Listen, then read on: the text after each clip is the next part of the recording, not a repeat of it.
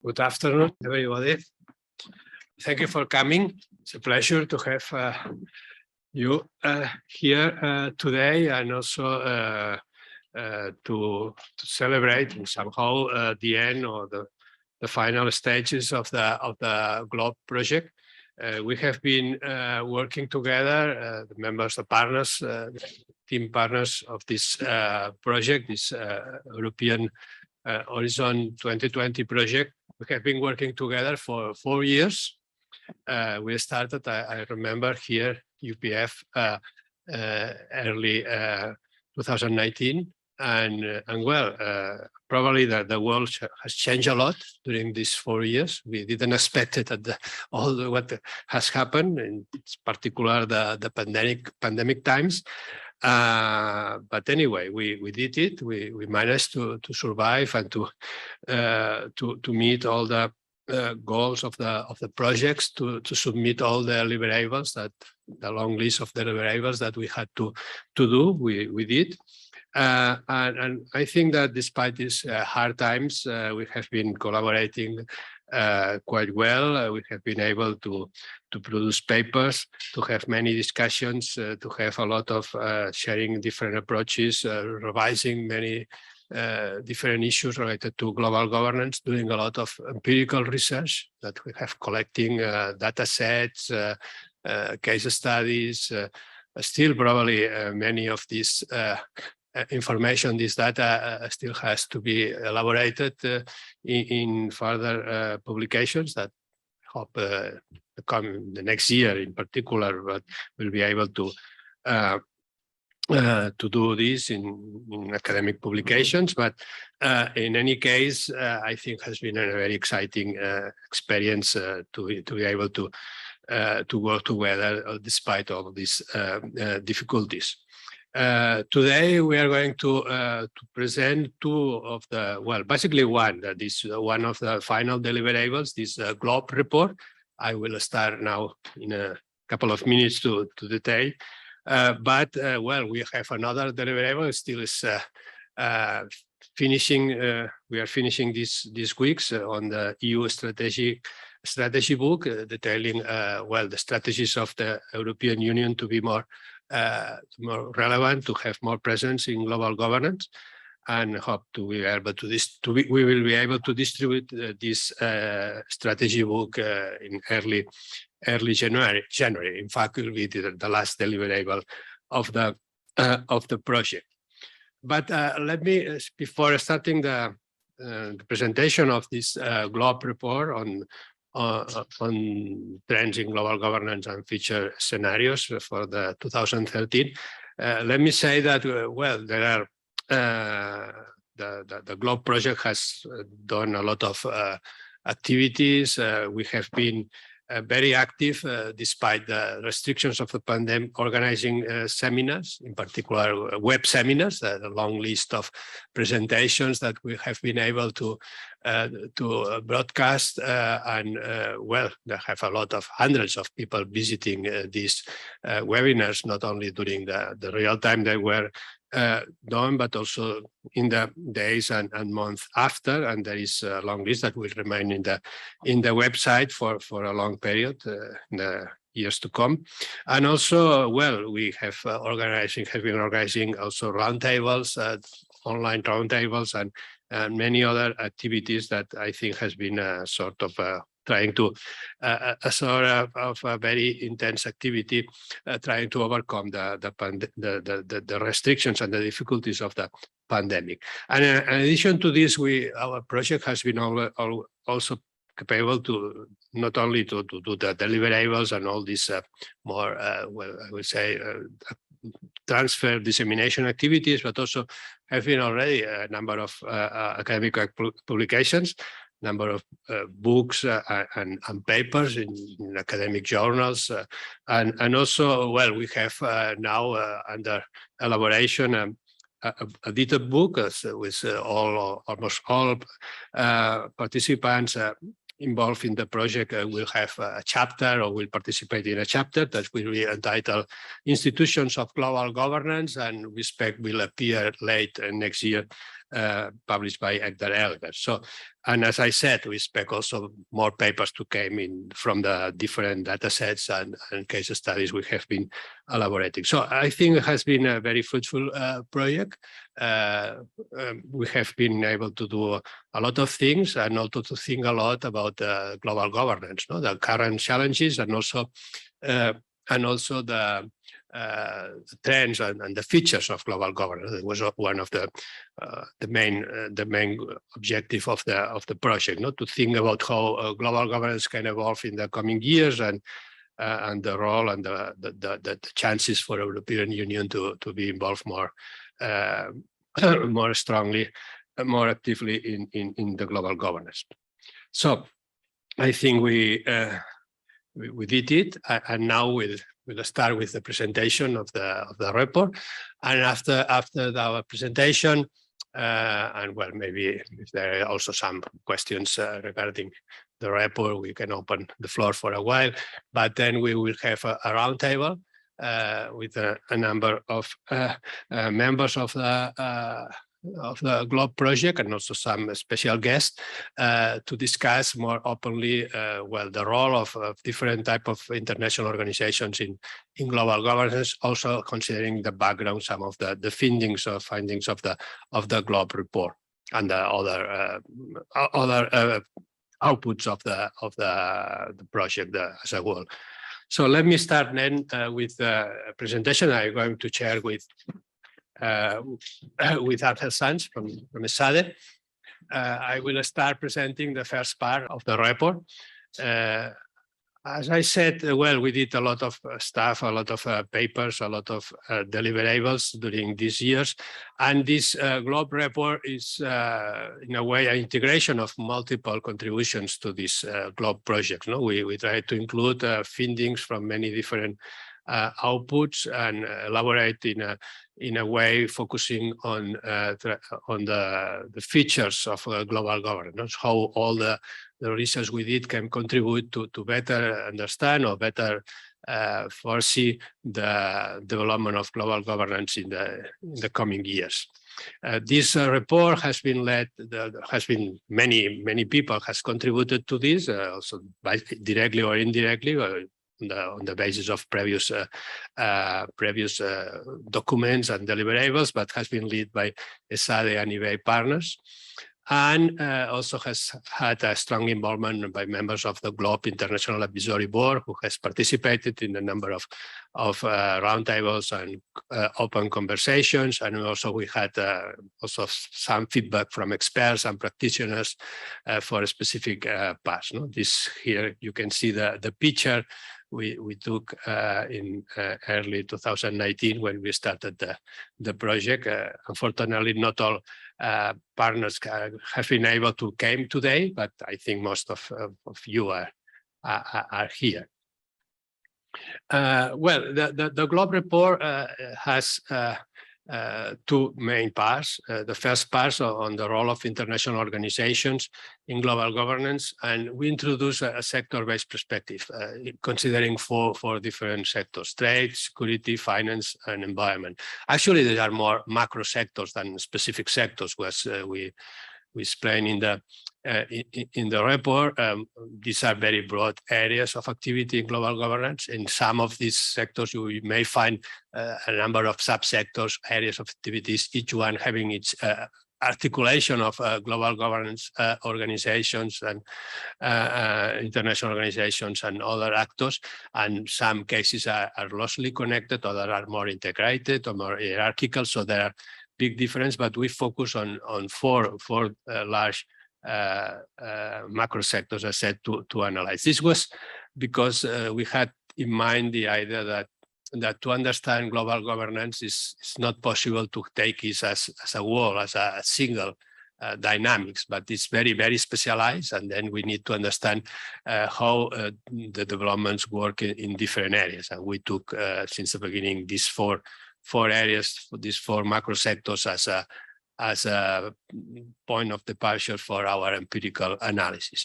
We included also results in these reports, partial results from an original survey we did for addressing staff members of international organizations from sectors related from these sectors related to these macro sectors, trade, security, finance, and environment, was a survey that we still are exploiting and thinking in preparing academic papers, but also we already published a working paper summarizing the main results and a policy brief, and also you're using some of the results in the report to clarify some aspects related to the current trends in some of these sectors. The second part of the future of global governance is focused on the future of global governance scenarios, how global governance can evolve, and therefore on the 4 different world socio-political developments in the coming years, basically having into account the rest of the decade, until 2013. Angel will explain you later, but the idea is to delineate general scenarios of how the world can evolve, and departing from this, how global governance can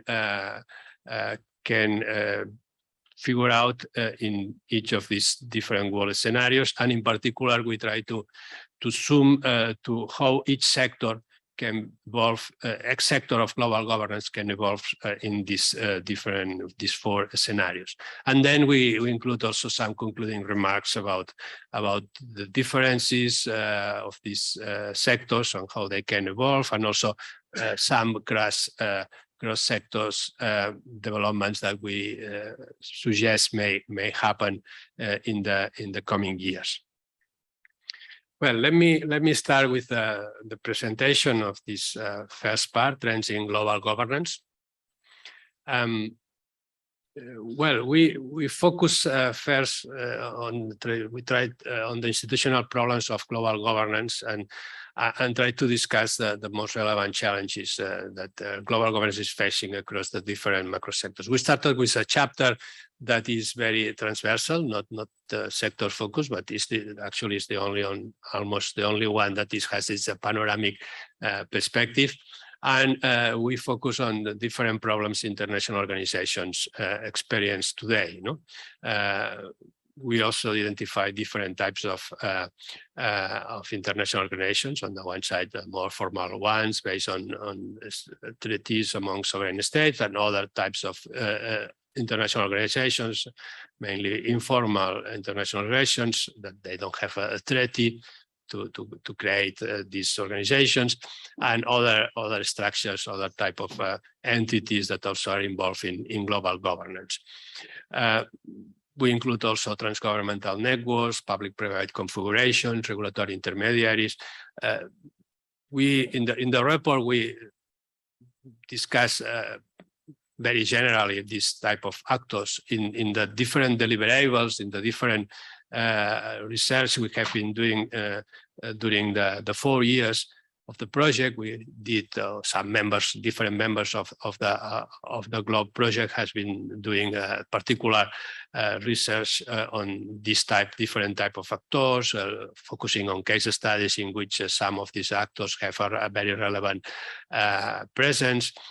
But our general idea is to say, it's a general idea, but is to say that to understand global governance today is not possible just to focus on formal international organizations as on the more visible and probably well-structured and well-regulated international organizations. It's very important to have in mind that there is a large number of different structures that are operating in different sectors and subsectors, and they have configurations, architectures that are different, and sometimes it's very difficult even to identify the particularities of each one, and even more difficult to find commonalities across the different sectors. But this is where it was and still is our departure point for analyzing the future of global governance, that this type of this diversity of entities of operating in these international public areas, public public policy areas at the global level is going to continue, and is even going to be more diverse and more complex. No, there is a process of complexization and not the contrary. Just for a few results to show few results from GLOBE that we summarize in the first chapters. First, for example, here there is some data from the GLOBE survey in which we ask the staff members about the main problems of their organizations, no? The international organizations. No? And the responses, as you see, in general, were not that worried, in the sense that most of the respondents didn't identify a very big problem. But if there are something that worries more the staff members, is the problems related to efficiency and effectiveness of international organizations, and not the problems of professional experience or international legality or authority that used to be seen as less important problems. No, it seems that this shows something about the importance of having organizations that are capable to make global public policies effective, no, and efficient. This is at least what IO's staff perceive. No? Looking at another dimension, this more formal dimension, also members of the GLOBE project also focus on the legal authority of international organizations. No, there's the BCB team. And trying to, based on a previous data set, they elaborate which are the most relevant differences in the authority of these organizations. And they find a large diversity. There are organizations having, particularly the European Union, which is the most authoritative organization at the international level, but also the United Nations, but others are very, very weak in terms of authority. No? And it seems that organizations are having a multi-issue and having some economic activity, in the sense of being involved in economic policies, used to be more authoritative than others, no? That have less capabilities in terms of setting policies or setting regulations at the international level. In any case, there are a lot of important differences. Something is also it opens big questions about trying to explain why these differences exist. Focusing on another aspects is that is also what that we identify is that many international organizations are trying to expand the mandate, the scope of their activities. No, this is a trend that we also identified in many cases and different sectors. And then we asked the staff members about well, if this is a problem or not. In general, they didn't identify that as a big problem for the organizational performance. But if there is a problem, basically what they identify is the problem is because there is the involvement of too many actors in a particular area or policy issue. And this can create some coordination problems, but not, as you see, the number of people who answer that this is a very problematic or quite problematic. It's about 20–25%. So it's not a majority of the respondents that consider that the problems of discoordination or overlapping were very, very important. But most of the respondents that were worried about that came from organizations forming part of the UN system. No? This is also a relevant issue because it's, of course, the large number of formal international organizations are related to the UN system.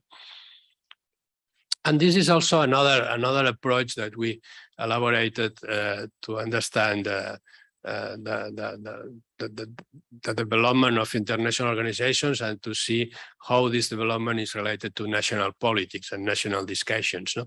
And here, was made a special type of analysis, a GDL, made by the ESADE team. And they analyzed whether there is a sentiment in the media all over the world about how it's valued the WHO when there is the news or the informations are associated to the Trump and the discuss what Trump discussed over the years about the role of this organization, and when there were news without any reference to Trump opinions. And here you can see the big difference, no? In the sense that when there is the news mentioning this organization are related to Trump opinions or Trump behavior, that used to be much lower the value of this organization. No? It's in a way how sensible, of course, are major international organizations to particular discussions, in particular to big powers, no? Particular internal discussions or policies these powers do. So there's a strong, and this happened in particular during the pandemic times, as you can see here, very clear, starting in 2020. Well, there are many more analyses about the challenges and problems and maybe issues that are less than we expected as a problem. But well, to do the comparison, we tried to elaborate a basic, I will not say hypothesis, but expectations about what we may expect across the four big macro sectors. No? And the idea was to select these sectors also because they have a very different background. No? And on the one side is expecting that two sectors, finance and security, they have a strong path dependence because major organizations was created many decades ago and still are very relevant and dominating these macro sectors, while there are two other sectors in which major organizations were created in the last decades and not having a long, very secular, almost secular history of formal organizations. Of course, you may think that something can be discussed about this, but this is a very general approach, no, in this sense. And also the expansion of we also included whether there is a strong expansion of informal international organizations, or there is again the persistence of formal organizations. So there is also another way of separating these four sectors, no? And this you can see the four cells with each organization. No? The idea was to discuss whether to what extent this is confirmed or not, and some of the findings that we had didn't confirm exactly this. It's more, some cases is something different or not so clear. We find, for example, a lot of informal expansion in security that was maybe not so expected, despite the persistence of formal. So, but it helps to organize that and to organize information and to do some comparisons about the potential developments of these global governance sectors. And now, well, I will be very briefly, but we devote one chapter to each of these four sectors, no? And we analyze the structure of the sectors based on mapping papers we did at the beginning of the project, and we also examine the major problems, the challenges each sector has in terms of global governance. No? For example, the relation between formal and informal organizations, the expansion of mandates, the relation between public and private in each sector, or the role of regulatory intermediaries.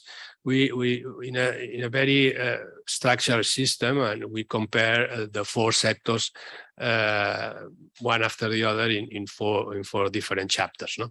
Here I'm going to pass very rapidly, but just to give you a sense of the structure of these sectors from different graphs that we prepare. No? Here you can You can see the trade sector, with there is a very hierarchical role of the World Trade Organization, that is a formal organization created in the 90s, despite being, of course, previous organization, more formal, the GATT organization. And here you have the security sector, in which we identify 3 subsectors among many others, and also see the role of different types of organizations, including formal, of universal or regional, informal organizations, tribunals and courts, and also non-governmental organizations, multinationals, and you see that even the difference across the different subsectors in the security sector. You see also the strong role of formal organizations, and but the presence of some other type of organizations in particular sectors. Here you can see now the environmental global governance, in which we focus on climate change, in which you see a lot of topics, a very more or less hierarchical structure, very more horizontal, with a lot of actors, a lot of topics that interact. So very, very different configuration than those that I showed before.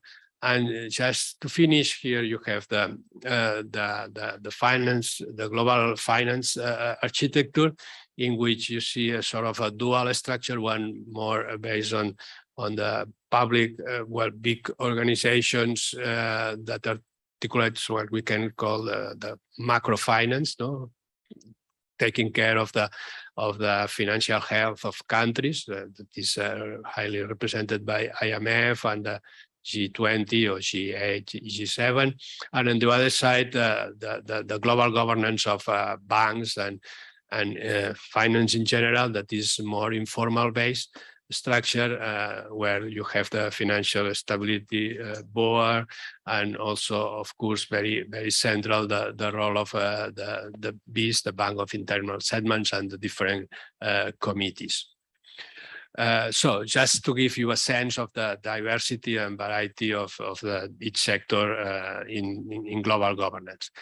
And departing from this, and once we, in the report, we identify most of the challenges each sector is having in current times, so we move to the second part, in which we present the scenarios, the global governance scenarios. I pass the word to Angel. Thank you, Jacinth. First of all, thank you for leading this project. It's been a pleasure for ESADE to be with you, and of course with experts and colleagues like Axel, David, Charlie, and the rest of you here. So let me just tell you quickly what we've tried to do with the scenarios and what we have produced, and hopefully I will not be able to be too comprehensive, but if anybody is interested, there's much more to all of this in the report and the reports that we have been producing. So the scenarios, our task here in the project was to try to think about how global governance might look like in 2030. And for that, we used scenarios, which was actually mandated by the project description itself. And the way we went about this was first to identify premises and uncertainties. And to do that, we used the mapping papers that our colleagues had produced in the previous work. And also we searched and then tried to identify uncertainties in 4 different domains: international level, national level, economic, and social. There are many different ways of doing this. That's how we went about. From there, we went on to identify or think and describe 4 possible worlds by 2030. And once we did that, we then went one step further and tried to think how global governance would look like in those 4 worlds. So each world would have a given global governance. And our last step was to then describe how the global governance would look like for each one of the 4 sectors by 2030. As you all know, scenarios are used to try to incentivize the thinking and strategizing about what the future might look like. In any case, we were not looking to predict the world, and probably what we will find by 2030 is something peppered with different elements of the four scenarios. And hopefully by then the EU will have been able to think how it can position itself in the face of the new realities. All of the process was, of course, combined with a lot of consultation with experts, authors in the project, our international advisory board, and several of you have taken a lot of time to give us some feedback. So again, it has been a project-wide and even beyond the project activity. So 4 worlds. So this is offensively simplistic, but since we have short time, let me just tell you how we could describe them in a few words. So one is a drifting world, and by 2030 we are in a superpower dynamics. There are 2 worlds. There are 2 superpowers, and they're confronted, and that's China and the US, and everything sort of is determined by that. And the shifting world is a world where China is not the superpower many had expected, but it's a very multipolar world with shifting alliances, many middle powers jockeying for power. And therefore, it's an unstable world with not too much globalization, but different in the sense that it's not a two-power world. The rising world is a world where market is king, where we have the globalization of markets is in full swing. However, it has high inequalities both within and across countries, among others. And finally, we have flowing, which would be a world where there is a very high globalization, but nuanced, or at least checked by a very high level of global governance as well. So with these 4 worlds, we go out and try to imagine how the global governance would look like. And here, for the drifting world, we find regressive global governance. And here we have a very unexisting multilateral global system with, therefore, a block-based international governance system. We have, in the shifting world, we have a disjointed global governance with not much multilateralism, a lot of informal and bilateral and minilateral relationships. And on top of that, these relationships are changing and dynamic and unpredictable. The rising world gives us incremental global governance. And that's a world where multilateralism has been revived to a certain extent, in particular in economic terms, not in many other terms, where market actors, for-profit, non-state actors are very present and lead governance mechanisms and standards and other sort of fora. And sub-state authorities try to complement what states have been leaving or what states have not been covering in multilateralism. Finally, flowing world gives us transformational global governance scenarios. And here is what perhaps many of us here dream of the future, which is a well-structured multilateral system that not only covers economics, but also many other elements, including climate change, as we will see, and where emerging powers have been included into the different institutions. So in climate, these 4 global governance scenarios will give us different output. You can imagine the regressive global governance. It has a dismal climate change record. It is incapable of going forward in dealing with these global issues, given the state-centric, security-centric, block-based system of governance. The disjointed global governance in climate means there might be still some symbolic international institutions still addressing some of the problems, but at most we get a coalition of the willings and through informal mechanisms dealing with climate change. The incremental global governance of climate sees better multilateralism, much more private sector involvement, perhaps even too much or primarily led by private sector initiatives, and sub-state authorities trying to complement the limited although existing multilateral action. And finally, in the transformational global governance of climate is where we would see the most ambitious nationally determined contributions, the UNFCCC clearly leading action, cities well organized in different international institutions, and activist consumers. For finance, we can imagine in regressive global governance a dual model of stagnant sort of systems, where on one hand we have China's bilateral swap arrangements taking over what the IMF has left out of the China-dominated world. And in any case, we see a lot of, we see a clear duality in the governance. In the disjointed global governance of finance, we would find still our international institutions in place, but heavily dominated by the West, therefore with low legitimacy and probably low effectiveness. In the incremental global governance of finance, we do see all international financial institutions still at the core, governing the system.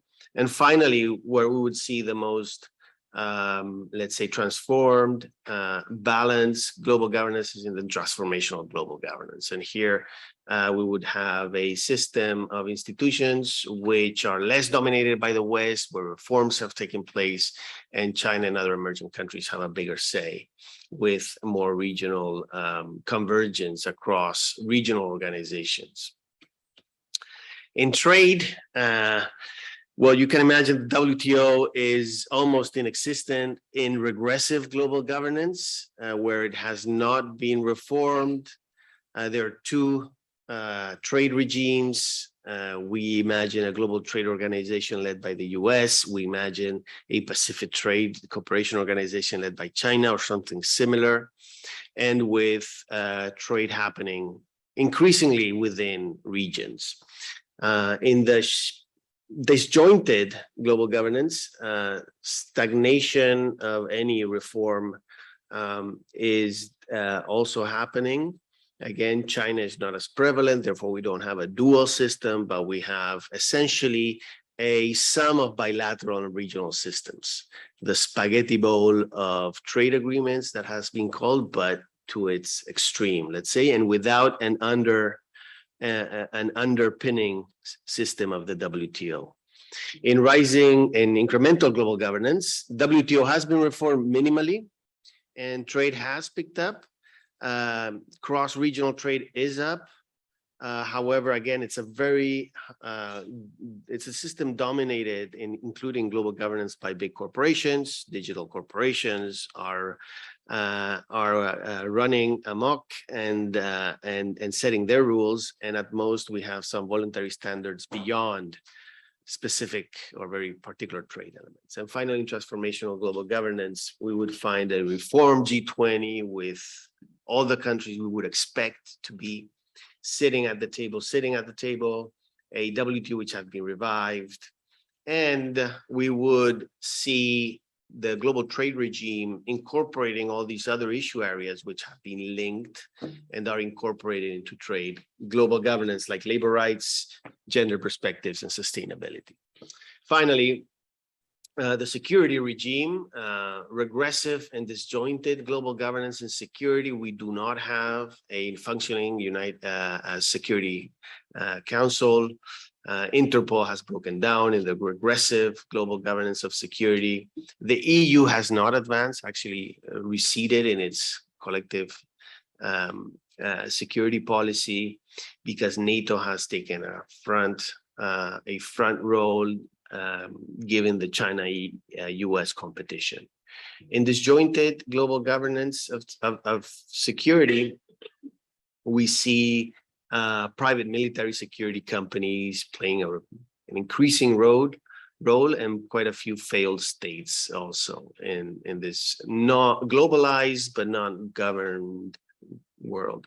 Incremental global governance in terms of security is a UNSC that escapes gridlock, a NATO that remains in place. However, we also see an increase in cyber attacks and terrorism, given the global inequalities and the anxieties that then and injuries this has left behind. And finally, in transformational global governance, in security terms, we would imagine a new global formal international organization being created for cybersecurity, and we could imagine a reform of the UNSC. We could imagine also some security structures being created in the Middle East and so forth.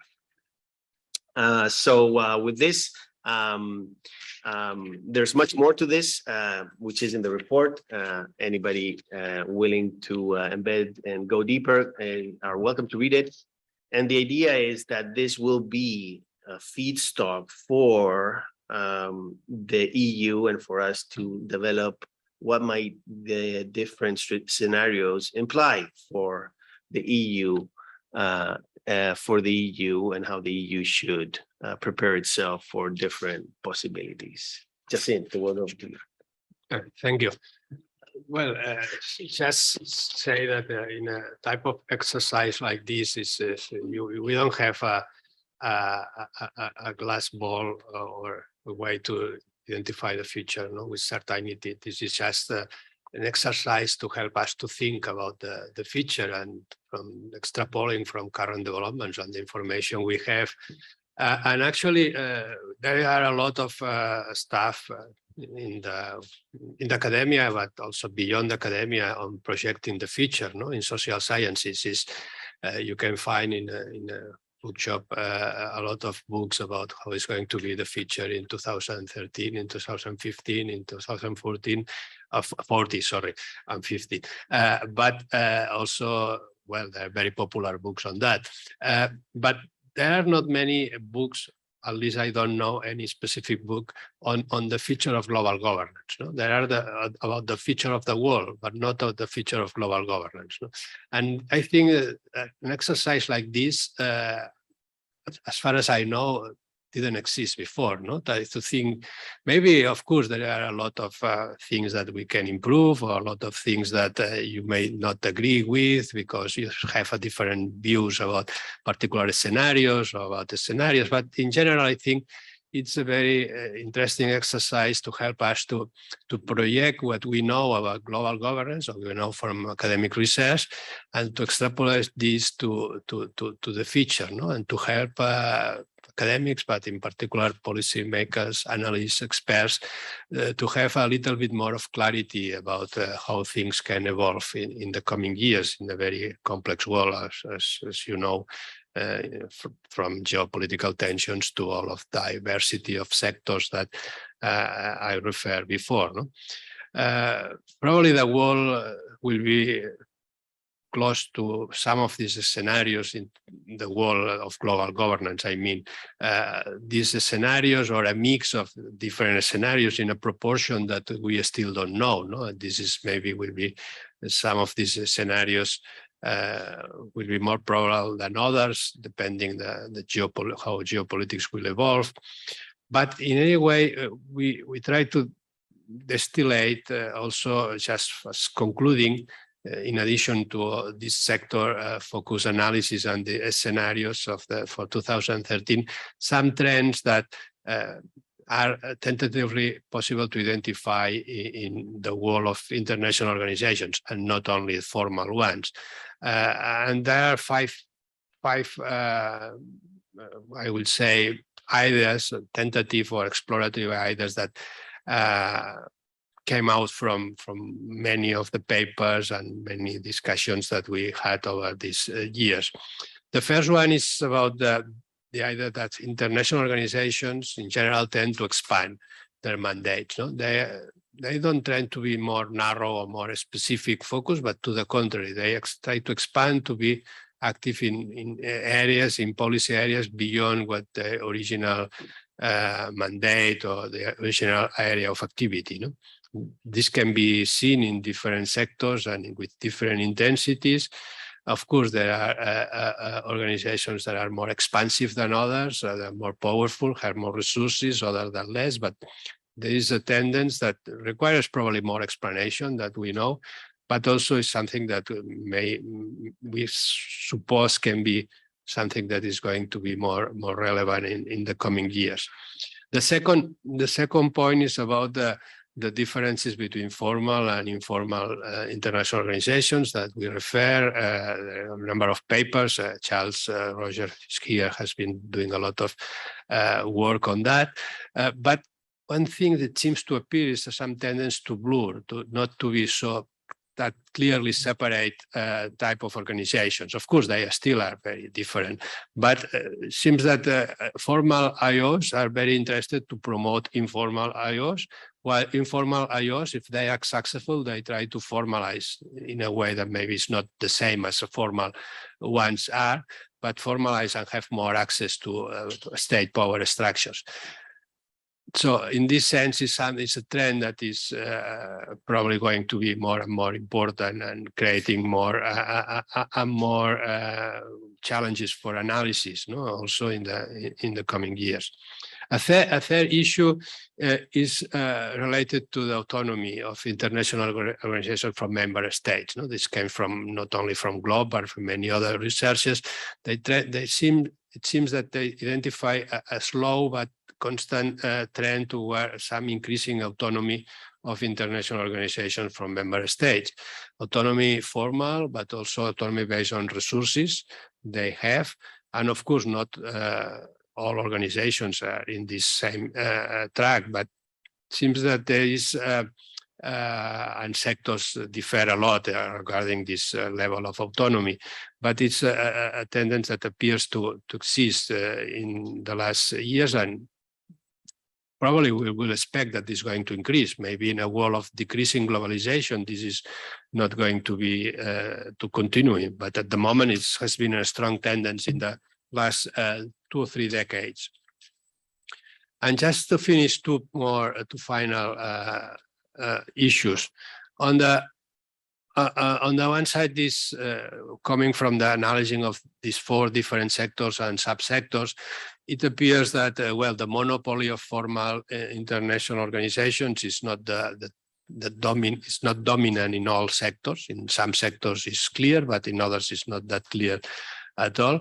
And the mix of different entities of different natures, some more horizontal structures, is appearing in particular in new areas of policy, of global policies. No? In this, you can find traditional areas in which formal IOs still dominate, but maybe other areas or more specific areas of global public policy, the role of formal IOs is not so dominant as it was in the monopolies it was in the past.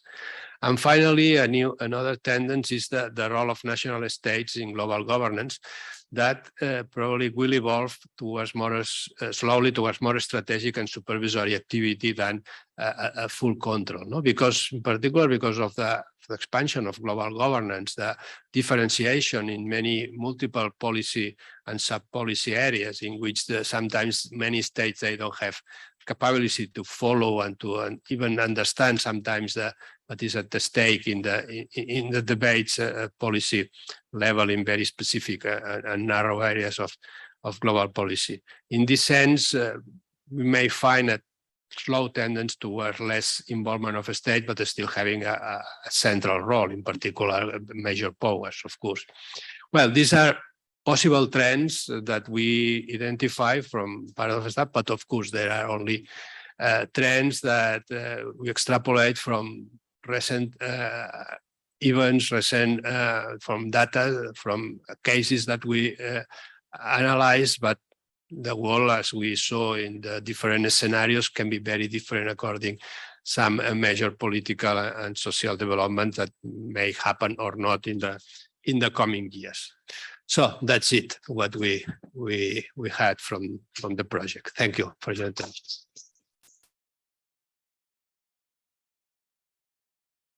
First of all, I just wanted to thank everybody for coming and to thank particularly Yasim for organizing and keeping us all on schedule over the last 2 or 3 years for this major global governance project. It's been an absolute joy to be involved in it. I've learned, I came as really a public policy scholar and a sort of international public policy expert, and I hope now 3 years later I know a lot more about global governance and the process of. As we heard in the presentations before, we've mapped global governance across 3, 4, 5, 6 sectors. We've explored processes and dynamics such as efficiency, legitimacy, effectiveness, transparency, and so forth within these organizations. And we've explored the explosion and birth of different forms of global governance, both private and public and quasi organizations in between. So it's been a real journey and a huge project, and I'm incredibly impressed with the previous presentation, trying to make sense of all of that. I mean, that's an achievement in itself, just creating order out of chaos. So well done for doing that. And I think it will be a really important book or group of papers, because as we've heard, people have explored regions or countries in the future, but I've never really heard the futurology of, or the future of global governance and where it's going. So on that note, we've got some eminent speakers who are going to try to build on those foundations, on the processes and the dynamics that we just heard in the previous session, to try and explore different aspects of future global governance. And we're very lucky. We've got a range of participants, some of which have been involved in the projects and others that have joined us, especially today, to discuss it. So we have Tobias Lenz from the University of Leuphana. We have Charlie Rogers, Home Institute, playing at home today from eBay. We have Maria Abandon-Dresser from ESADA, so almost home base too.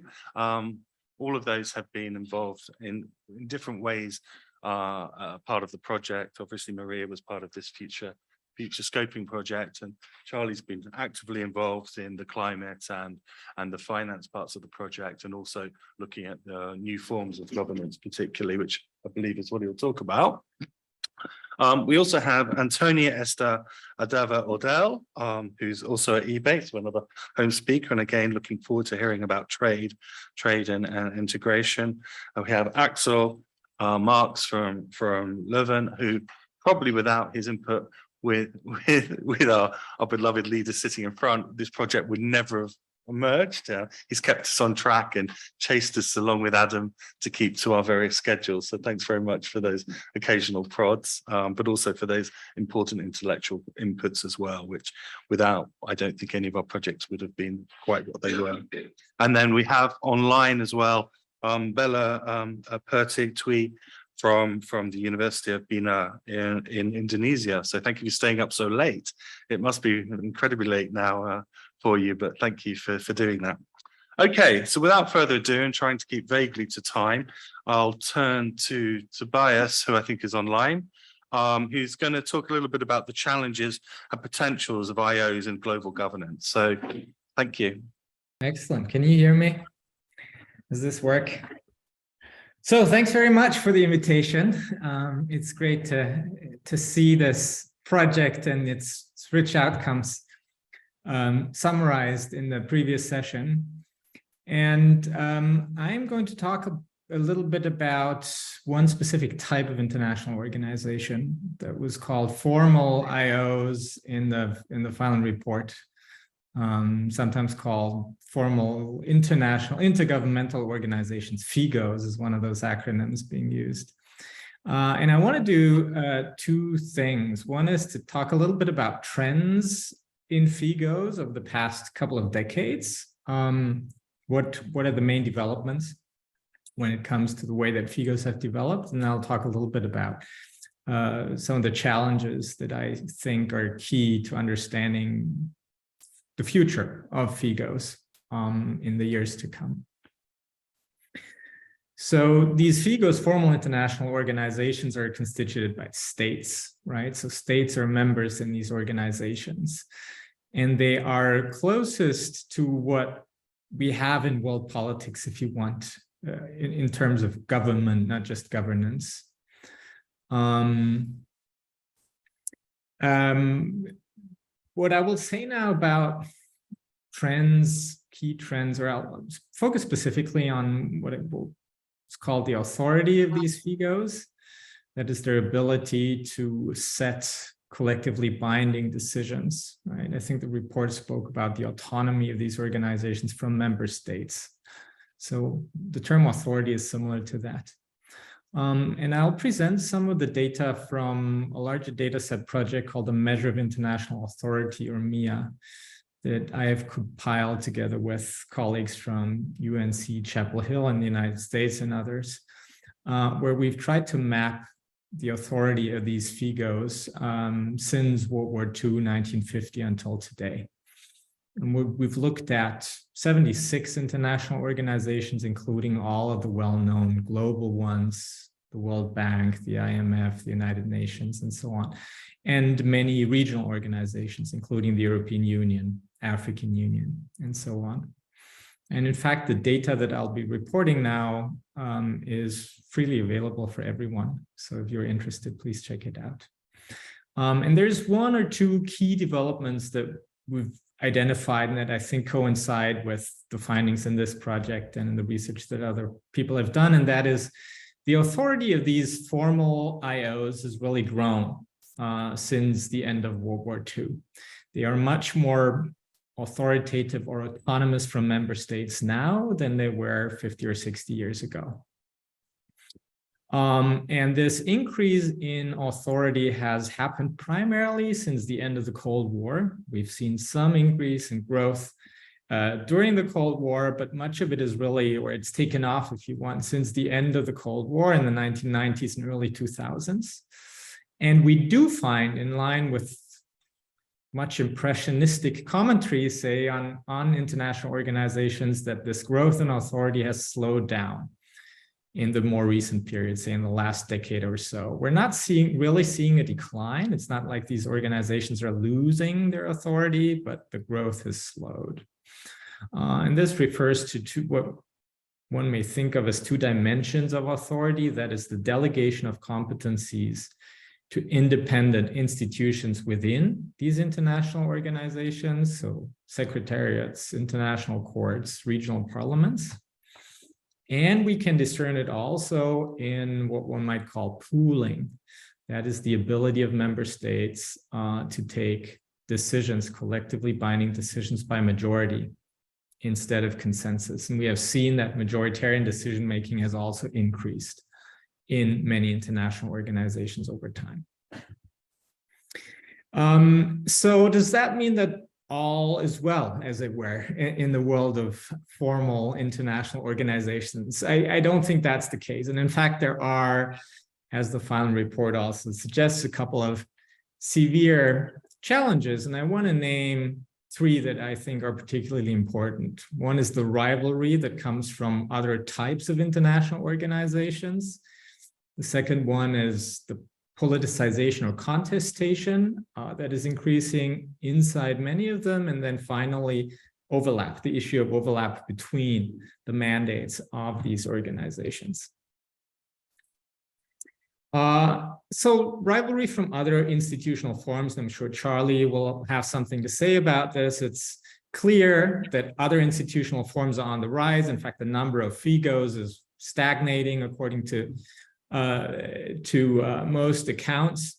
And so we are seeing a diversification, if you want, of institutional form. Now, institutional forms in global governance. And I think that diversification is here to stay. I don't think it's really detrimental to formal international organizations. They used to be monopoly providers, if you want, of global governance, and now they're increasingly part of the mix.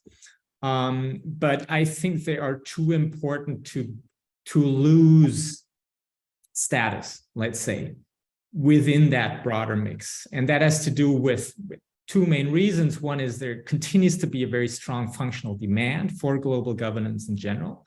We just can't afford to have less global governance. We'll need more. And I think formal IGOs are going to continue to be part of that mix. And a second, more specific reason is that they provide a number of important advantages vis-a-vis other institutional forms. And I think key among those is that they provide relative legal certainty, much more so than do, say, informal organizations. And they have established forums that continue working even when member states within them are in conflict, cannot agree due to their autonomy. There is some ability to operate even when member states are at odds with each other. And I think for these reasons, they are here to stay, even though as part of a broader mix of institutional forms. Politicization and contestation, that's something that's widely debated, right? I think politicization, contestation have two main sources. One is within states, so challenger parties come to power, are rising that contest the authority of organizations, and we see changing distributions of power among states, and those that have, say, lost out, relatively speaking, in the liberal international order are now keen to improve their relative position. Often people see that as something very problematic. In fact, I'm a little bit more positive about contestation.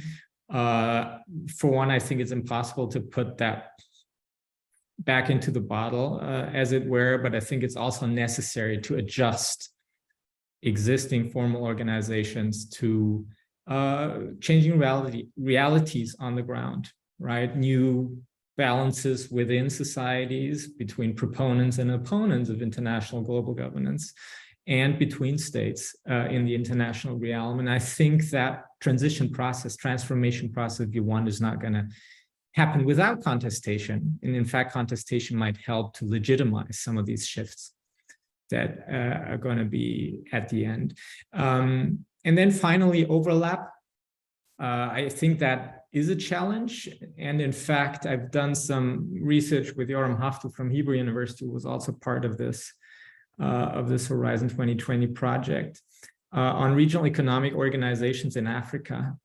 And we do find that overlap constrains the ability of organizations to build authority over time. So in some ways, it undermines the authority of organizations, or at least keeps them relatively constant. While those organizations in those struggles, in those overlap struggles that start out with higher levels of authority, find it easier to withstand these constraining pressures. So we might see some rationalization among formal international organizations in terms of the overlaps that they have. And I think what this boils down to, and this is my final point, that regional organizations have one distinct advantage over global ones, and that is that they tend to be more homogeneous in terms of political structures, economic structures. And so the transformations that I've mentioned are easier to accomplish, let's say, and will probably be accomplished earlier than they are in global organizations. And I think this means that regional organizations will probably find it easier to continue functioning relatively well when compared to global organizations that are more subject to blockage and conflict. But we cannot build a system of global governance on the base of regional organizations alone, because some coordination between regions and regional organizations is needed, which makes global IOs indispensable. And so I think what we're looking towards finding, what we need to find really then is kind of a new balance, if you want, a new division of labor between that advantage of regional organizations that I mentioned, but the indispensability of global organizations as coordinators among, say, a dense network of these regional and more homogeneous organizations around the world. And now I've spoken for too long. Sorry for that. Thank you. Thank you. And it's important because you were setting the scene. You were taking us through the formal IOs and their transformation, evolution, and the challenges that face them. So you had to perhaps speak a little longer. But I'm now going to hand over to Charlie, who's going to talk about the emergence of the new forms of particularly of IOs, the informal IOs that work hand in hand with your formal IOs that you've just told us about, Tobias. Thank you. Right, thank you very much. So it's also a really great pleasure to be here at the final event for the Globe project after so much work and working with all of you and some of you online as well. I've been focusing mostly on informal international organizations, and immediately once you say the term, and we've had actually it thrown around a lot in the presentations already, but it begs the question of what we actually mean by that. And so in my work, I define informal international organizations as obviously organizations created by states. And in that sense, they're quite similar to the kinds of organizations that Tobias was just discussing, with the exception that whereas formal international organizations are constituted almost by definition using legally binding international agreement, treaty, informal international organizations occupy a liminal existence, kind of twilight zone existence beyond the boundaries of international law. So by that, I mean, especially that they're constituted by non-binding agreements.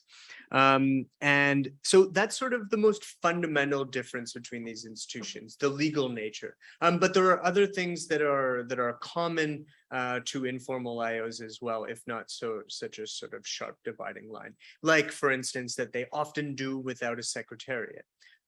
Or if they do have a secretariat, it's usually a much smaller kind of institution. So in terms of the kinds of examples that you can think of that come to mind, you can think of things like the group of 20, the Asia Pacific Economic Cooperation as an example of something that's a little bit more developed, or the Nuclear Suppliers Group. There's really sort of those are some of the more well-known examples that might come to mind, but in fact, they're just sort of the tip of what is in fact a vast iceberg of informal international organizations that have been developing and are part of that diversification trend that Tobias was referring to, and that we've also seen in the final report of the Globe project. So these informal international organizations actually just released a paper very recently looking at how we can measure them and how many of them have grown, etc. They've grown quite significantly over time, from being next to nothing at, let's say, the end of World War II, at the sort of in a period where formal international organizations were the principal way of solving global problems, to around 30 to 40% of all international organizations today. So they've really come to be a much more prominent instrument or tool of cross-border cooperation than they were in the past. So it inevitably begs the question of how we should think about this. Is it a good thing that this switch has occurred? And there are certainly people out there who think so, who would use exactly that term, including both scholars on the one hand. You can think of somebody like Anne-Marie Slaughter, or on the policymaking side, somebody like Jake Sullivan, for instance, the current national security advisor in the Biden administration, who has embraced these things. Perhaps not so surprising given the hand that he had in the Iran nuclear agreement. What is the positive case for these informal international organizations? It essentially comes to claims about the unique properties of these institutions, in contrast with especially the kinds of formal international organizations that Tobias was describing for us. And those typically center on things like their flexibility, how easily they can be changed, their agility, how quickly they can be created, or their confidentiality, which allows for conversations and dialogue between states sort of outside of the public eye and without sort of need for diplomatic posturing of any kind. And the argument is that these characteristics are particularly useful given the nature of the challenges that we have today. primarily related to processes of globalization. The idea that these states choose the institutional designs relatively rationally, and as problems have been changing, they've been relying more and more on institutions that are better adapted to those problems, which helps to explain the shift that's occurred. There's sort of a related argument that people like Michael Manilik and Duncan Sneidl have been advocates of recently, which is that part of the growth of informal IOs is related to technological shifts, whereas in the past, when communications and transportation technologies were relatively developed, formal international organizations were really central for reducing transaction costs. They provided meeting places for diplomats and were essential for sharing information and so on. And the idea is that as technology has advanced, as we can easily travel across borders, as we can pick up a phone or send an email, etc., we have less need for that kind of an organization than we did in the past. And so in that sense, we can more efficiently solve our problems without all of that complex apparatus. So those are the kinds of claims that underpin the more positive perspective on informal international organizations. But there is sort of a dark side, and I hate to say it, but I've been on that side for in a lot of my work. In my book, The Origins of Informality, I argue that there's actually, if we try to understand the reasons why states have been creating these institutions, we have some pretty good, there's a good rationale for thinking that actually many of them are being created and designed without reference to the problems that they're actually being asked to solve. In a sense, it's not sort of a functional response to changing international problems. There's other things going on, and the argument that I advance in that book is that the growth of informal international organizations has, at least in considerable part, been related to domestic shifts that have been occurring within the political arenas of powerful states, especially the US, but more broadly speaking, the OECD, where we see considerable polarization and growing domestic constraints, more difficult policymaking environments within those countries that makes it more difficult to create and maintain, in many ways, the kinds of formal international organizations that Tobias was describing for us. In addition to that, there's the changes within the regulatory state, which have led to the growth of independent agencies in order to solve many problems. And they just have a very different sort of preference regarding the kinds of institutions that they like to create at the international level, that most of all informal institutions, which tend to avoid the kinds of politicization that a lot of independent agencies prefer not to get entangled with in domestic politics, but also in international politics.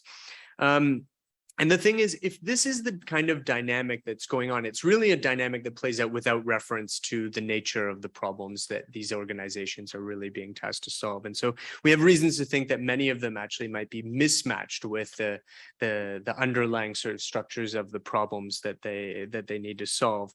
So in that sense, we might have a quantitative increase of and diversification of international governance. But the question is really about the quality of that governance. And my work suggests that there's some reasons to think that hasn't been so good.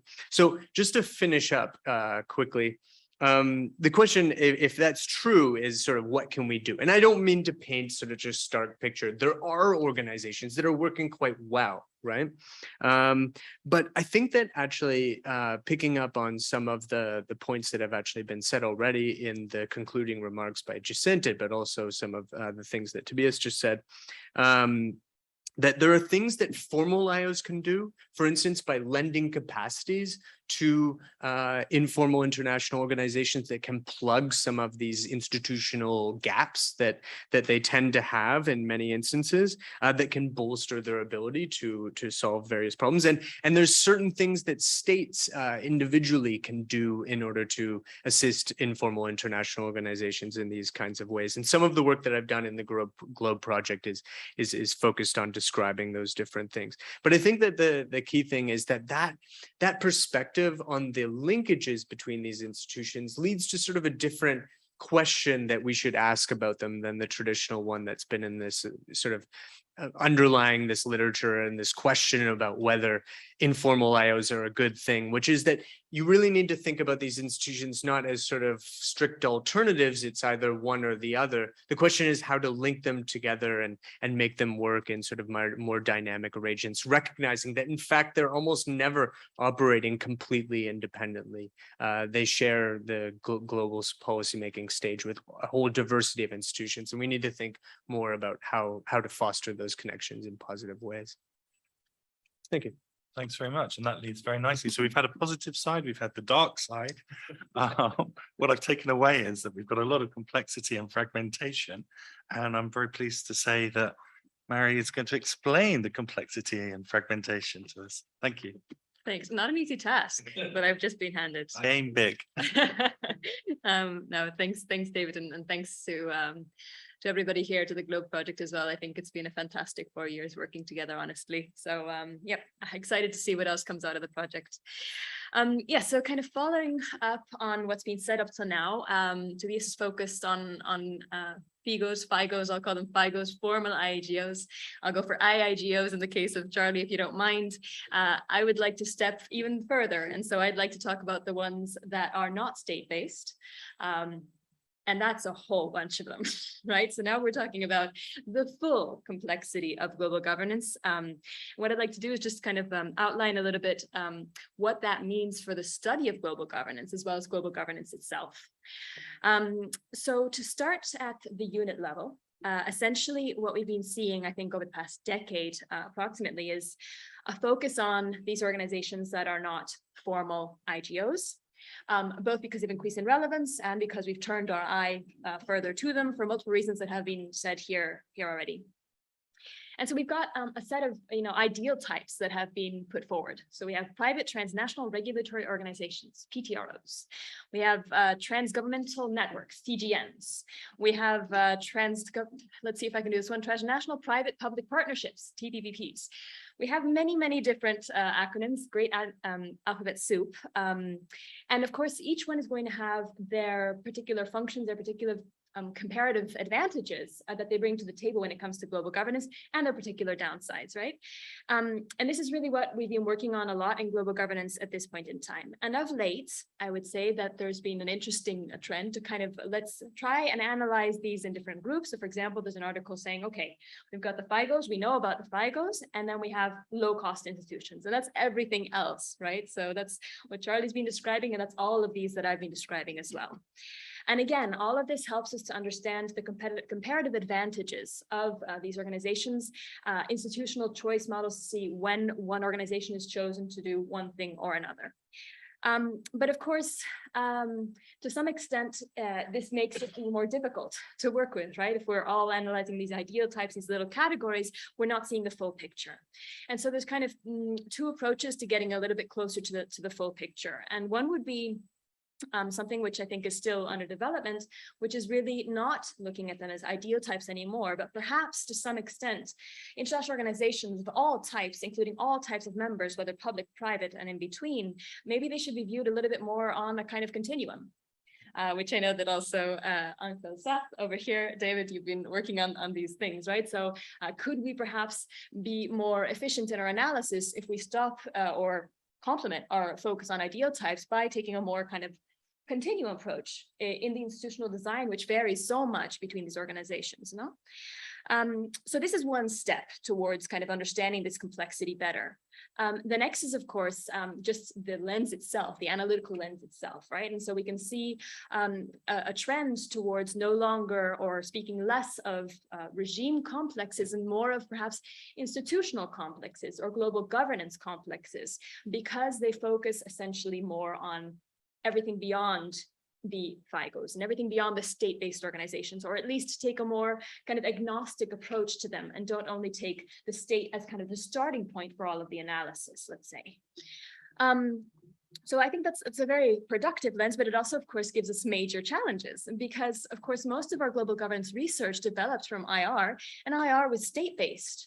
And so to some extent, the lenses that we're using to analyze the complexity perhaps are not completely matching yet. We of course have elements that can help us to understand the private side of things better, but to be able to get kind of a full picture, it's not an easy thing. And so to some extent, we're starting to talk about low cost institutions that I was talking about. We're still using some state-based theories to try to understand why we use low cost institutions or not. No, so there's a challenge here that is still to be overcome. Luckily, this is good for us as researchers, I would say. So all of this, of course, describes kind of the analysis, the research on global governance complexity. But of course, what we're interested in Globe is what this all means for the practice of global governance. And so I would say there's probably three big questions related to this complexity, this diversity that we should be thinking of. And the first one would be, if global governance is complex, why? And we've already seen a couple of answers that have come out here, right? So for example, when a global FIGO is no longer working, there's too much contestation, it might break down into smaller and more functional, essentially, parts, right? So that might be one reason. But we should really think about the origins of complexity and how they differ depending on the issue area. Because although for some issue areas, everything started with the FIGO, for newer areas, that might not be the case. So that's one question. The second question would be, and it's related, if you then have these complexes, what's the balance of the institutional types within each complex? And again, why do we see those balances in each respective complex? And the third one, of course, would be, what are the effects of this diversity and complexity on the outputs of global governance, on global governance itself, no? So here we've been seeing light sides and dark sides. I think I have to contribute as well. So when it comes to kind of what does complexity do for global governance, it of course depends. But I think it's important to start out by keeping a kind of neutral perspective. So I think for a while, perhaps fragmentation, it was as a term that was used for a while, was seen as something negative. I would argue that's not always the case. So some examples of where you can have diverse complexes or kind of very hybrid complexes, you could have particular issues where it's more interesting to have particular authority working on each. So regional organizations may be better targeted at working on a specific issue, such as climate adaptation, to give an example, right? So perhaps spreading the centers of authority, a polycentric approach, makes sense in this regard. Another one would be very, very functionalist. Each actor type that I've mentioned, they all have their strengths and weaknesses. So simply it's a fit with the governance problem at hand, and we need all of the different types to try to resolve or work on the problem at the very least. Those would be kind of some positive looks at it, or why this could be good. On the darker side, of course, there's a potential for conflict, which is often related to geopolitical interests in the case of FIGOs. And also, I would say that there is a potential for redundancy. No, redundancy, which can sometimes happen almost just because things happen at the same time and are not coordinated, or perhaps even on purpose. Perhaps some organizations are created for their symbolic value. And that also has weight in global governance, the symbolic side of things. And of course, and as said is in the Globe report as well, coordinating between too many actors is a difficult thing to do. So even our IO specialists from or workers from the survey, they pointed this out to us, no? So lots of things to think about, not too many answers here, but certainly a space to continue working in. So, hey, I think we need to have more Globe projects. Okay, thank you very much for that.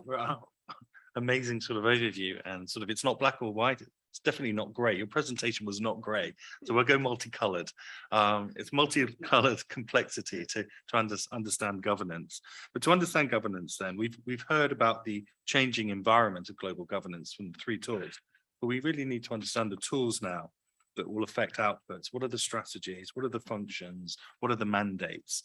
And we've now got 2 wonderful experts who are going to hopefully talk us through what are some of the limits of the mandates, what are the potential global governance strategies of some of these organizational forms.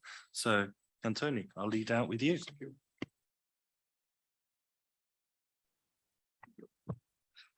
Yeah, thanks very much. Thank you, Yasim, for the invitation. I'm not a researcher of the GLOVE project, but I've been involved in several of the seminars, so I know the project from the very beginning. I'm going to talk more about as a practitioner than as an academic, and in particular in one particular sector of global governance, which is not covered in the Globe report, but could be easily have seen one of the chapters, which is the development finance. Which is the development finance architecture or development finance governments.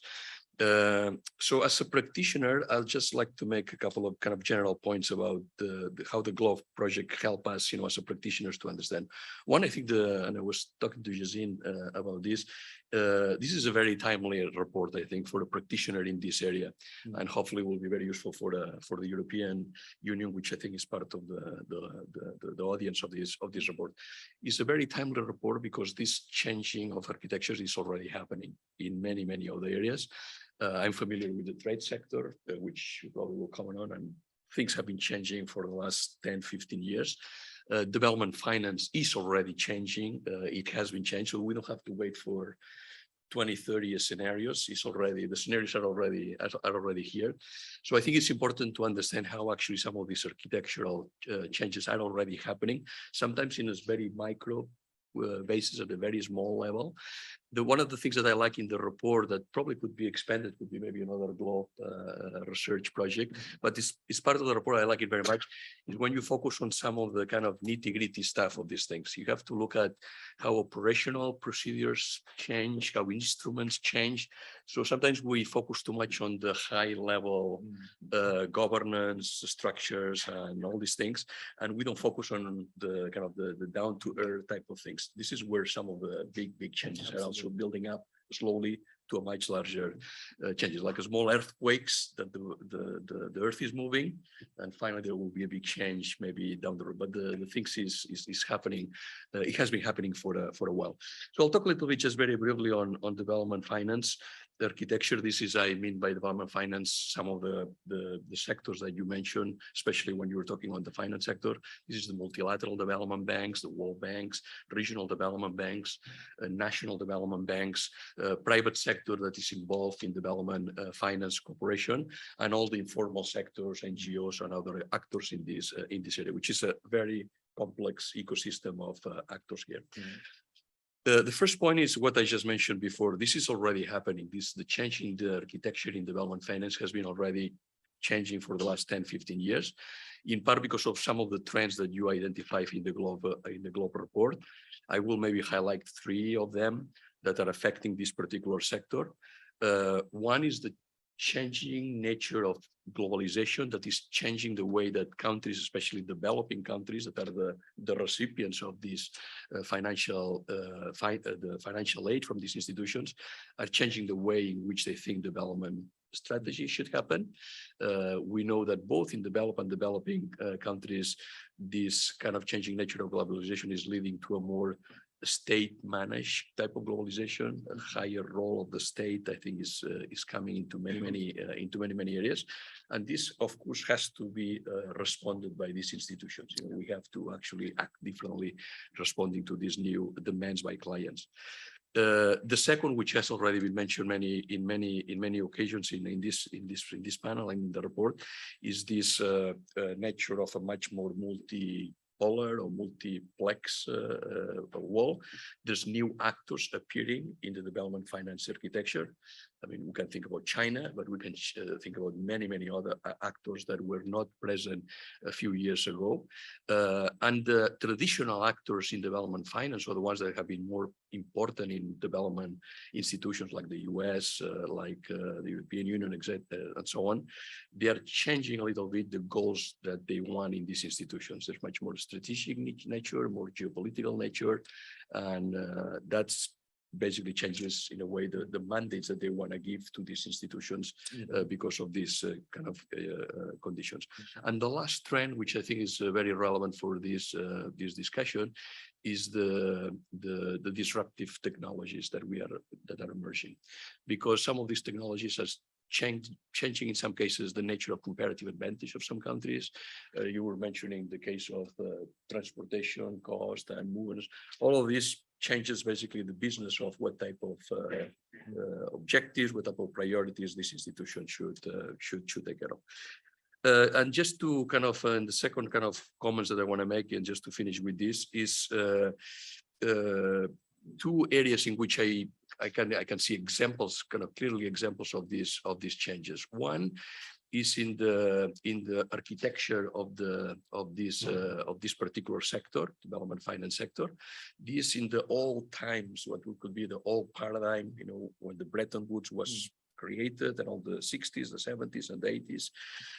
This was a very hierarchical architecture. You know, you had the top of the MDBs, the big multilateral agencies, then you have the regional development banks, you have the national. It was a very hierarchical, and this is shown in the way that the member state actually approach these type of institutions, the priorities that they give, the funding that they give.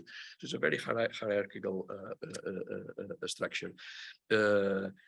This is becoming much more horizontal. No, I think this is an architecture that in the 90s and today, much recently, it's a much more horizontal in nature. It's much more the use of the word that has been used already, much more a network architecture of higher collaboration.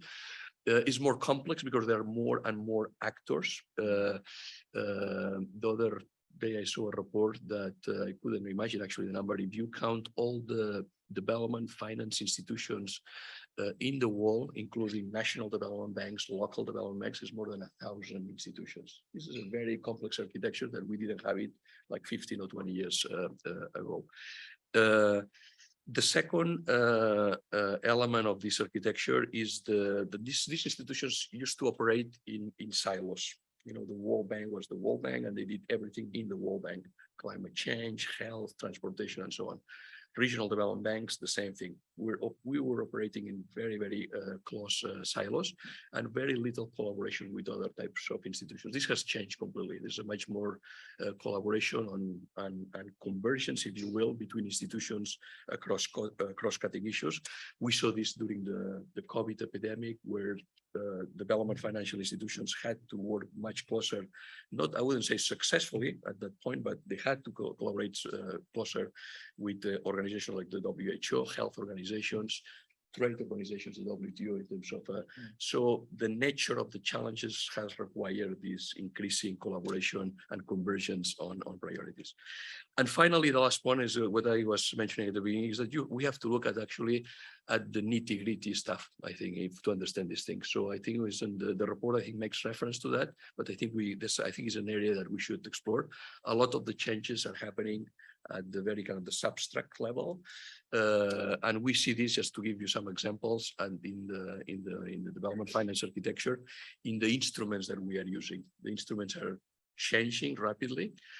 Traditional instruments like concessional funding or lending, concessional lending or grants, this is all instruments. This is no longer the most important instruments of these institutions. We are moving to what is called in development finance, blended finance instruments, which you combine guarantees, which you combine insurance, which you combine private sector funding. This is a completely different way of doing business. It does not come as a kind of a super kind of governance type of issues, but it changes the nature of the business of these institutions.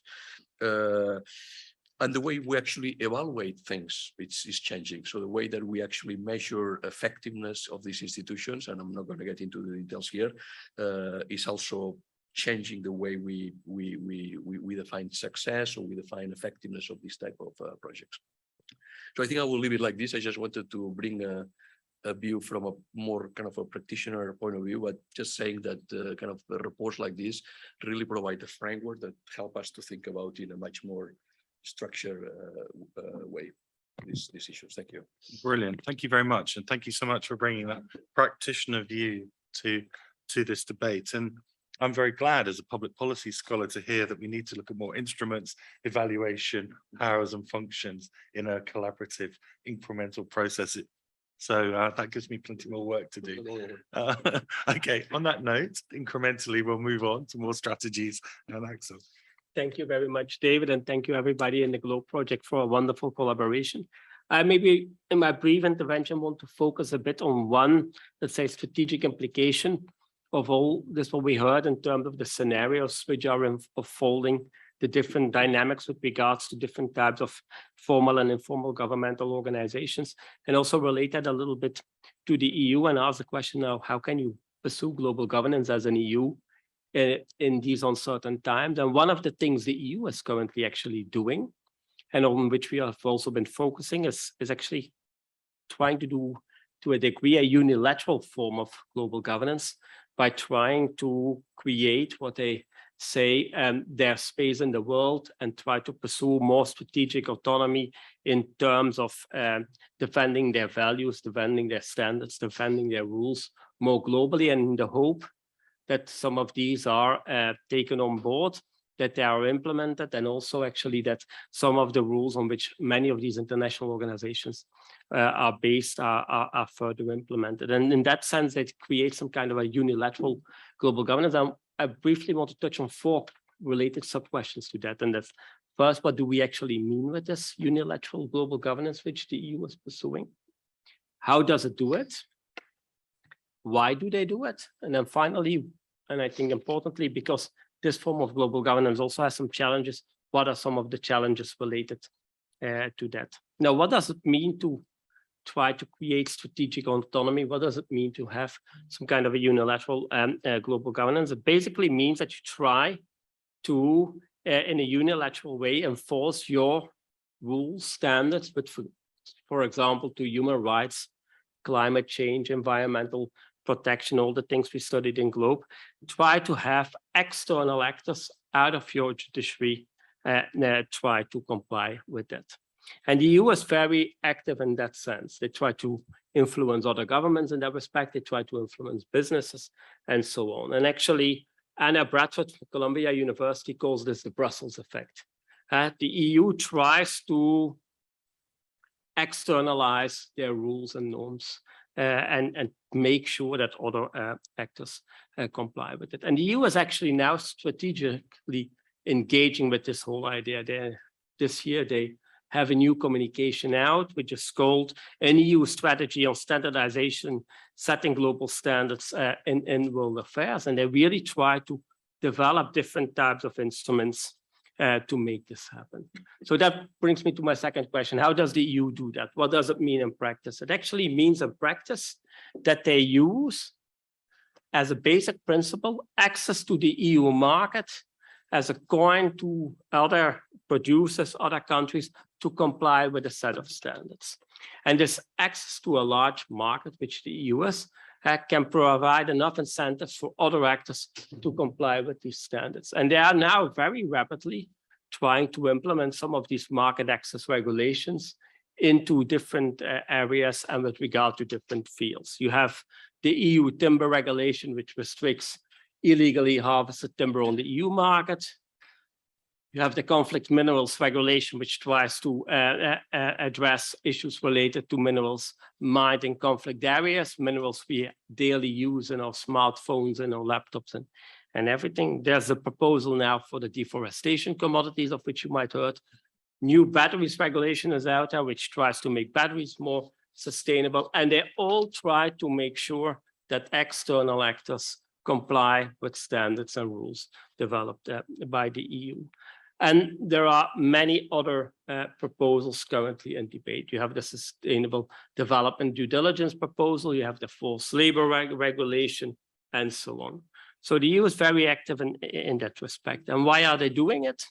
Well, they are doing it because they are feeling, to a degree, limited in their ambitions, I think, to pursue a global governance agenda through more traditional multinational, multilateral organizations.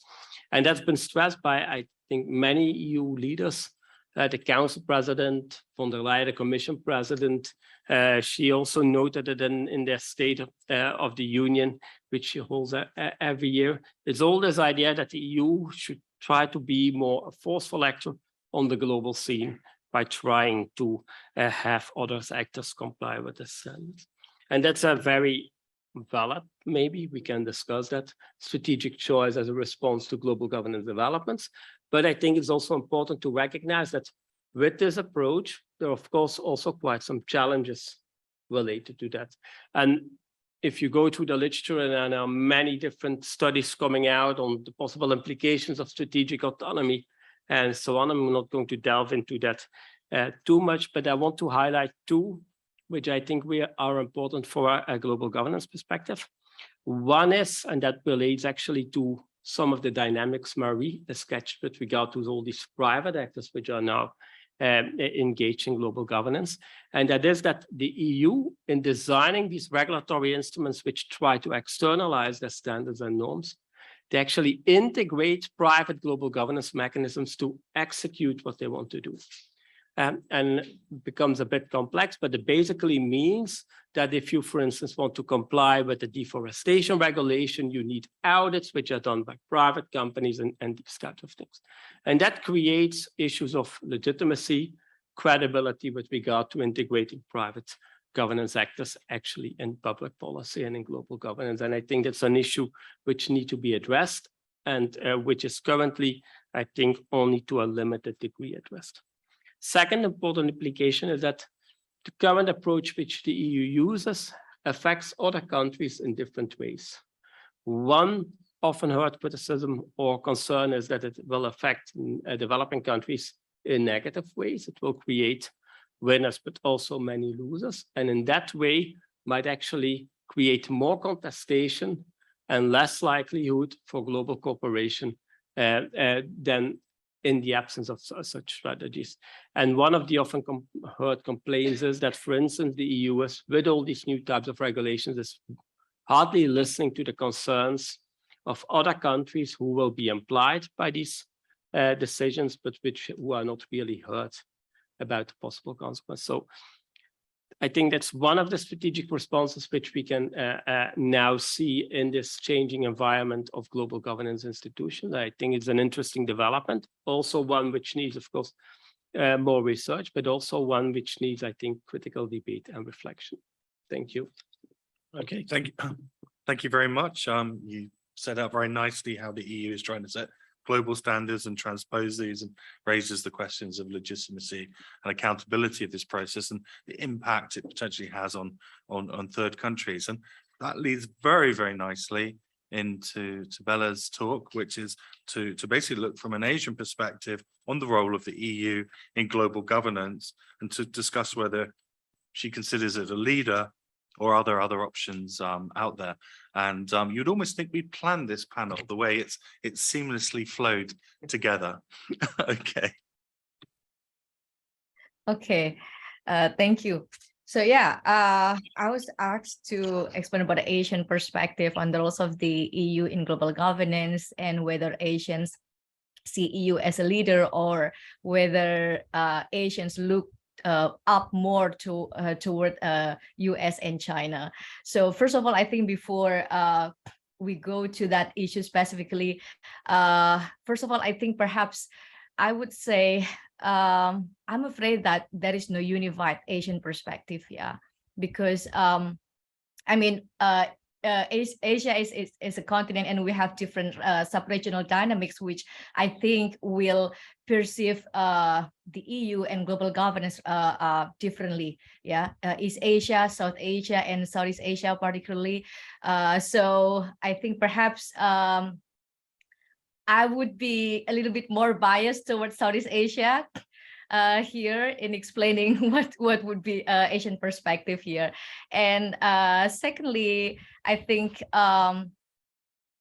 we need to discuss also about the concept and the studies of global governance before we understand how Asians perceive the roles of the EU in global governance. Because I think the concept itself, the concept and the studies of global governance seems to be very popular, or at least popular in Europe, yeah, or in the Western Hemisphere.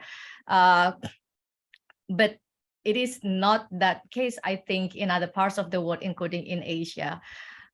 In Europe, I think it is understandable, particularly since the establishment of the European Union. It seems like EU has transitioned from the anarchical international relations to a more order-based regional governance. It seems like it has finished the questions largely on regional integration process. So the question more is how to govern the region. And it also tries to expand this discussion to export this concept as well to the rest of the world, which I think it's good, particularly for the studies of international relations. So because we focus more on what we contribute to the global governance, what we contribute to humankind, rather than focus on who actually more powerful to the other, as what usually we discuss international relations. But the problem is in Asia, I think the context is different, particularly in Southeast Asia, because we are here, I think big power rivalry still dominates the international relations in the region. Southeast Asia particularly has been the battlefield between the United States and the Soviet Union, and now between the United States and China. And it is these two states that I think also provide international public goods for the region in terms of trade, development, economies in general, and also security. It doesn't mean that ASEAN or Asian countries doesn't play any role or agency role. They do, and ASEAN has been trying to establish webs of institutional based governance in the region. But what I would like to say is that we're still living largely or overshadowed by the competition between these two powers. So going back to the question about Asian perspectives on the roles of the EU and the roles of the EU in global governance, then of course, it is clear that Asians look up more to the US and China. But perhaps ironically is that these two countries, they prefer to adopt bilateralism when they deal with Asian countries, particularly in Southeast Asia. So I think that's make the region farther from multilateralism, or what we discuss here, global governance. I think last month I participate in a convention of international relations scholars in Indonesia, and then when we use this term global governance, like fellow Indonesian scholars, they say that it is not a popular term that we use here. Perhaps the closest one is regime. Yeah, but I think it indicates that this study is not as popular in. It's not as popular in Europe. So where's the position of the EU in Asia? I think Asia still sees EU has some roles, particularly as a normative power, yeah, especially in the fields of human rights and then environment and then democracy. Yeah, so I think in the one hand, we could see that perhaps it is indicative of the success of the EU, which deliberately wants to project its image in international level in general as a normative power. But the problem is the way the EU doing it in Asia seems to use or to adopt a hard approach, yeah, using reward and punishment, and it is in contrast to what Asian countries, particularly ASEAN, do, yeah, because they try to promote normative values using normative approach as well. They try to socializing the norms through engagement. So for example, perhaps it is clear in the case of democratization in Myanmar, right, where we know that it is contradict to EU's value, right? But the way the EU approach this issue is more by giving sanctions, right?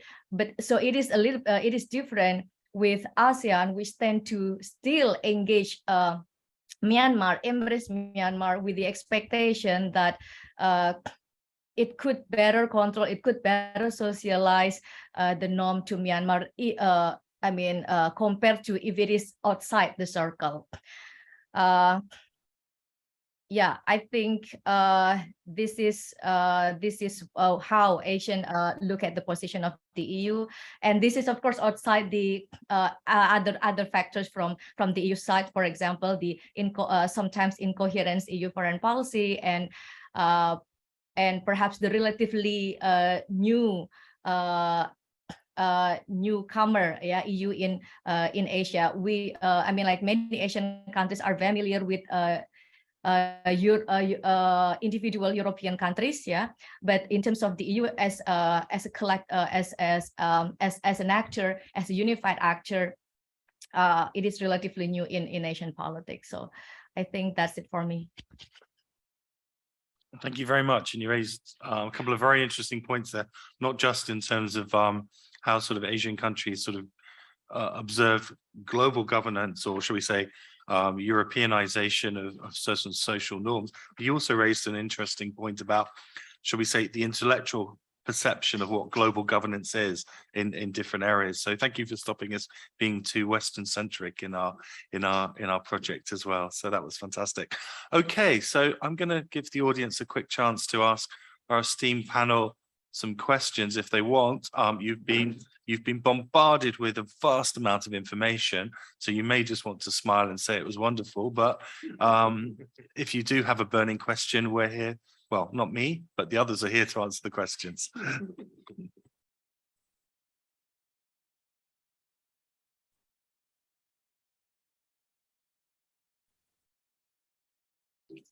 It's always a question of data, and that's a very good question. So we know already in certain cases that it has negative consequences, and maybe we can give one example.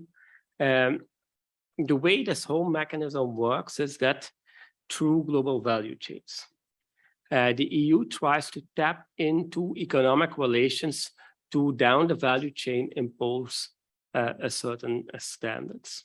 And they try to do that by making access to the European market conditional on that. And that means that down the value chain, for instance, for banana, seaweed, or other agricultural commodities, producers in the South need to comply with these standards. And we know from other examples that if you impose those requirements, which are costly for producers, that some of them will be able to comply with them, but others cannot comply with them.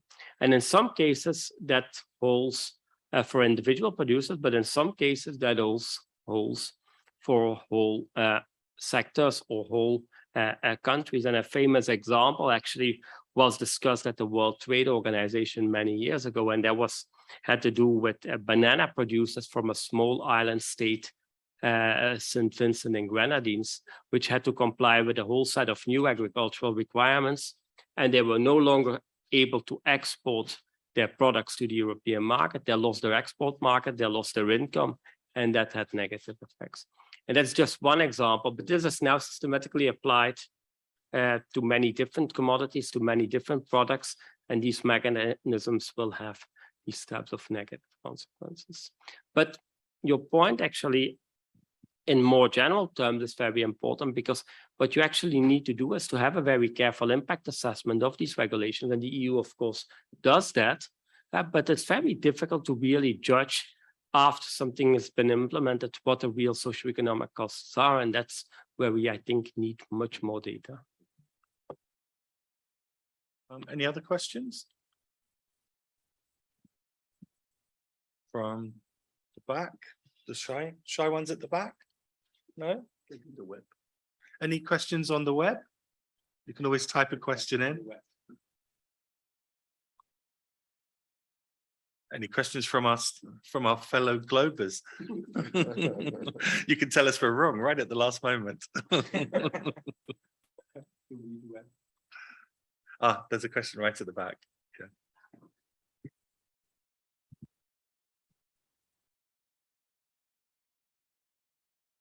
I'm not sure if it's working. I think it is. Okay. It's not very Eurocentric, the question, but generally one of the main factors in global governance is the human security, of raising awareness of the human security. Is the European Union charging this aspect while there is a clear power shift in the global governance, while the punishment or the reaction of the international community or global governance is very selective for states other than that states regarding their actions. So is the European Union in any way a main factor of charging to actually reach to a form of justice when it comes to human security?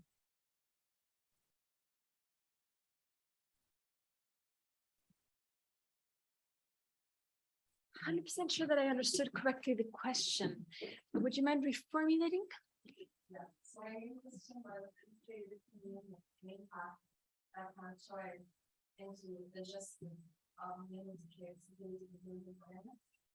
and the punishment for the protection of human security is very Can the EU lead on security, human security? It's a very complex issue. Do you have an answer ready? No, it's an excellent question, but it's like the EU tries to act in that way in very different ways. So you know, you have a sanction regime like we now also see, which is being applied in cases of Ukraine and so on. In the field that I study a lot, which is international trade, the EU also tries to address human security issues or, for instance, human rights violations through its trade instruments.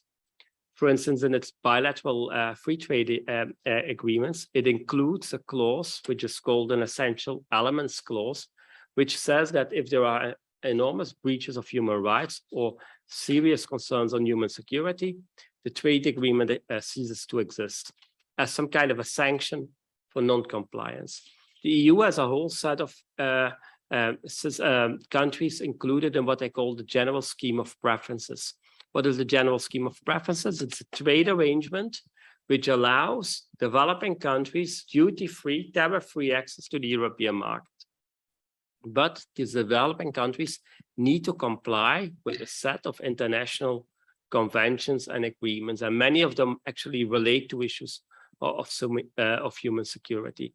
And there it's also the case that if these countries do not comply with these conventions, when there are serious concerns on human rights protection, serious concerns on human security issues, they might suspend the GSP benefits, withdraw the GSP benefits, and install tariffs. So again, as a sanction. So the EU has these mechanisms in place. They sometimes apply them, but there's a very big issue and a very big debate on the application of these mechanisms with regard to solving some of the issues like human security concerns. Because what we know is that when these sanctions are applied, and there are only a few cases, the situation on the ground does not always improve, sometimes to the contrary. If you have very serious human rights violations, which are committed by a government, the EU withdraws, for instance, trade preferences. The most hard-hit people are the people on the ground who actually benefit from these trade preferences. And it's not the people who commit human rights violations who are then addressed. So these mechanisms are there. The EU also applies them, but we cannot expect, let's say, miracles from these types of instruments, from sanctions, or from the application of these types of integrated elements and trade instruments to solve human security issues on the ground. Sometimes they are very difficult to address by another external actor. Okay, thank you. I'm aware Tobias has to leave, so I'm just going to give him a question or give him a chance to maybe comment. Would you like to comment a little on what you led out, and then you heard the sort of the story broaden and from the traditional, shall we say, formal IO to the much more complex ecosystem. And then we had a wonderful call to arms from Anthony that we need to sort of have a much more micro understanding of the processes and functions and roles of these sort of quasi IOs and IOs. Would you like to say anything about that? I know that you and Gary and Elizabeth have done a lot of micro work within traditional formal organizations. So any observations or comments for those of us embarking on this new journey? All right, thanks for giving me the opportunity to say goodbye, I guess.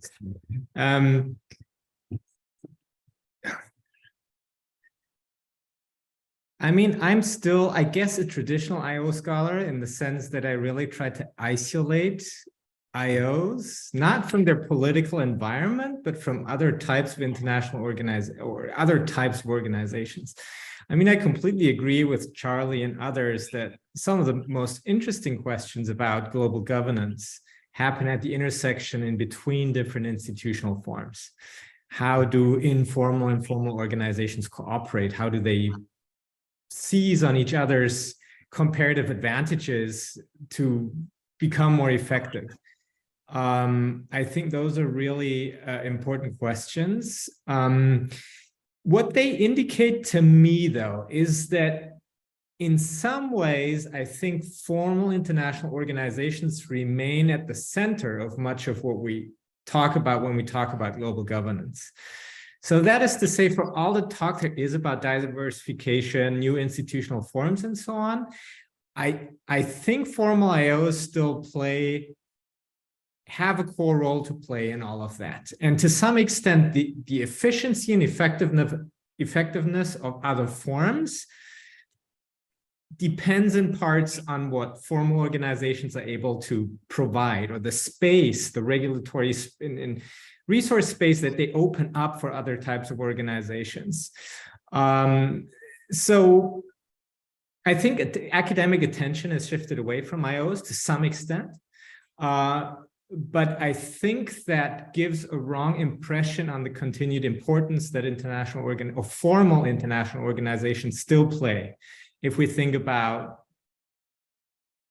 the origins and consequences of effective global governance. I guess that's my 5 cents on the institutional architecture. As to the micro processes, I agree in the sense that I think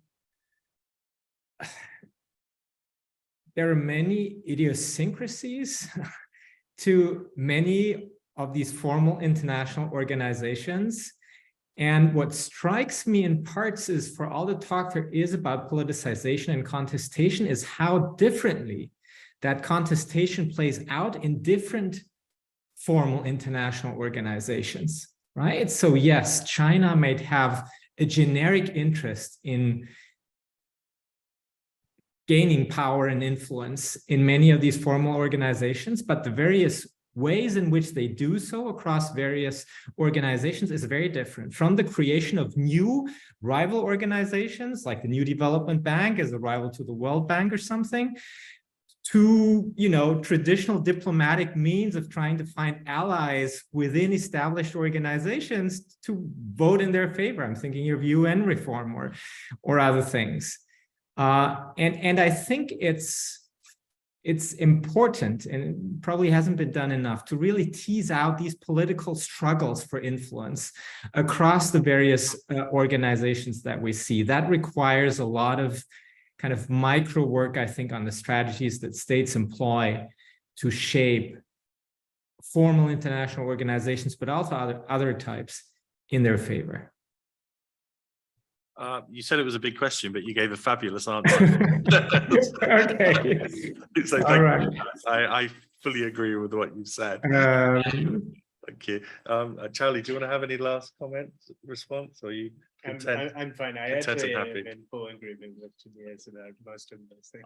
I think that on that note, then, that was a perfect summing up, and I think it really is a perfect call to arms. That's where the future of global governance study really should go, is understanding these functions, these forms, the micro tools that are available to them. How much is this, goals drive function, how far there's opportunities for coordination and cooperation between formal bodies and informal, and so on. There's a huge amount of work that can be done. There's the next generation of global scholars sitting in front of us. I hope we've stimulated you to pursue these for your thesis, your PhDs, and your postdocs. No pressure. Okay. Okay, well, I'd like now to thank the whole audience and the panel particularly for insightful thoughts. It's a huge subject, but it's really exciting. So thank you very much. Thank you.